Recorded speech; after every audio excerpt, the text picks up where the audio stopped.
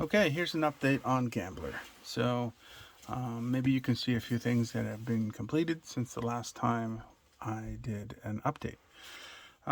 Let's start with the elephant in the room. I just finished these dice here and cleaned them all up, got them completely flat on all their edges, or at least the edges that you can see. And then I had to draw on here the location that each one of these would be sitting in.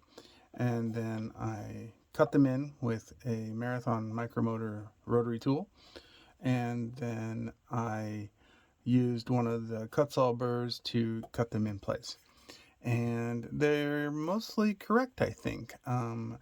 You have to take into account that they're on an angle and some are heading towards us and some are a little further away, and um, they're uh, some of them are pointing away. So, like for example, here you can see more distance from the dot to the corner here and less here. So, a lot of that sort of thing had to be taken into account. Some of them are smaller than others based on how close they are to your eye. So, a bunch of that had to take place.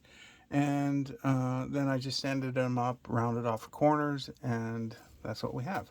Whether it'll stay this way for the entire time or I'll do more, just not sure yet. I do intend to paint the dots at least some sort of color. And one of these sides on each of these dice will have a different color. And I wanted to kind of exemplify the concept of some sort of magic occurring. So maybe the three dots will be red or blue or something like that, whereas all the rest of them will be black on the inside or something like that. So the object would be to like flash one of those colors to make it appear as if it's magic, and that's where it's going to land, face up number 3 or whatever, to, basically show that this guy is cheating and that's how he does his cheating. So, okay, so I did pare down the size of this hand. I brought some of the thickness down to a slightly less thickness to try to match it up with this one. Now, this hand and this hand look like they're more or less in the same place, so I'm trying to get these to match the best that I can. So I did do that. I put a sleeve over here and put the cuff here to match this cuff over here, and I also put wrinkles in the arm again and again and again.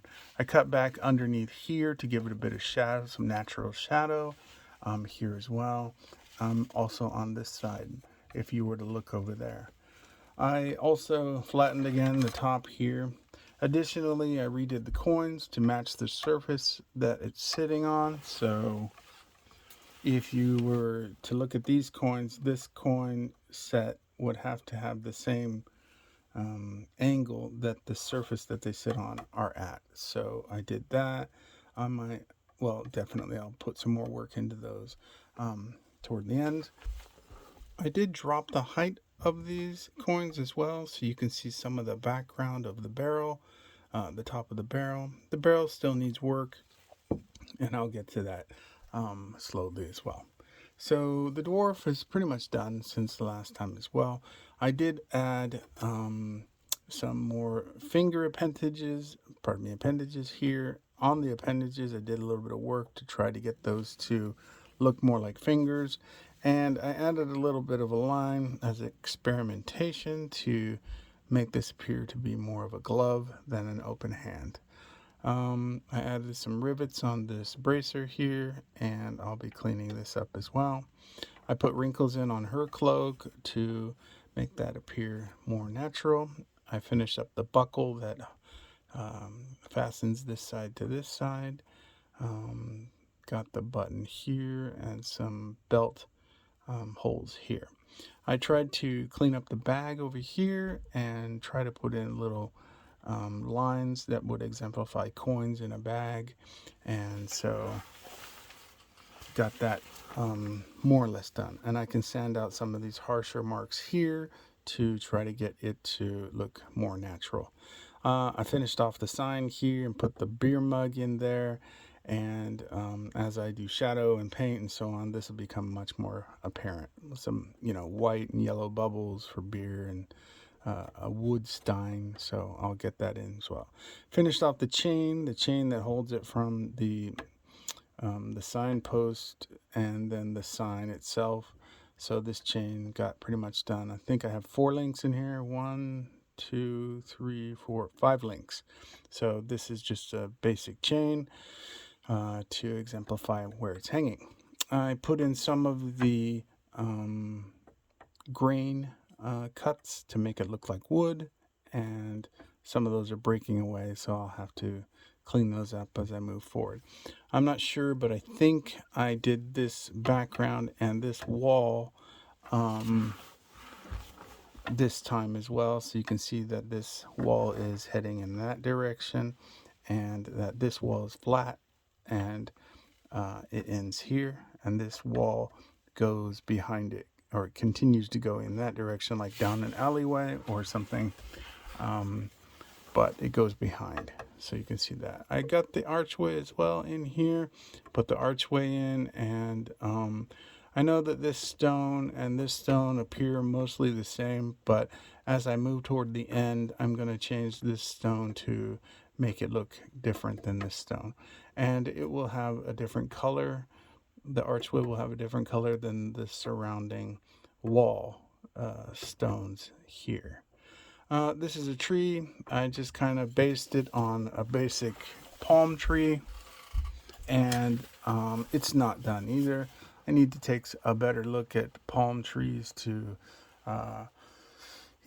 to suss out what I'm missing really, and try to create a better tree there. You can see that it touches back here, and it touches the archway, and it touches the wall. So what I'll have to do is cut this tree down. It's going to become even slimmer as I cut it down to release it from the background and make it look as if it sits up in front of this archway. Get it off of the archway and then get it off of the wall as well, both sides. And I haven't decided what I'm going to put in here. Maybe nothing, maybe just, make it black, or I don't know. Usually toward the end of a carving, when I'm completely done and getting ready to really finish it off, I get a little bug in me that wants to continue more work. So perhaps you'll see more of something else back here. Just not sure yet. This sword here, haven't done much work on that. I really just wanted it to be a basic sword, so maybe I'll, draw something in here and put a jewel in the hilt or something, and bind this with some sort of leather strap handle. Clean this guard up here, and then just blacken the rest of it. Not sure yet. It really wasn't meant to be a beautiful, super awesome looking sword. It's really just an afterthought sort of thing. So there. So I have here, it's harder to see, but back here I have a bit of plant life that has to be cleaned up, and this is a basic ground, so that's really just basic, and you saw the wall already. So I think that's where we are now. Also, you can see that I put in the hair up here, and I'll add a little more hair, and then cleaned up the face a bit and put in his beard and mustache hair, so that's pretty nice. Cleaned up back in here as well. Under this is done, and this is done here. This goes all the way back in there, so that's nice. Yeah, it's coming along. I am really close to finishing the carving portion of this project, and soon we'll be heading into shadow and paint and other methods of bringing it to life.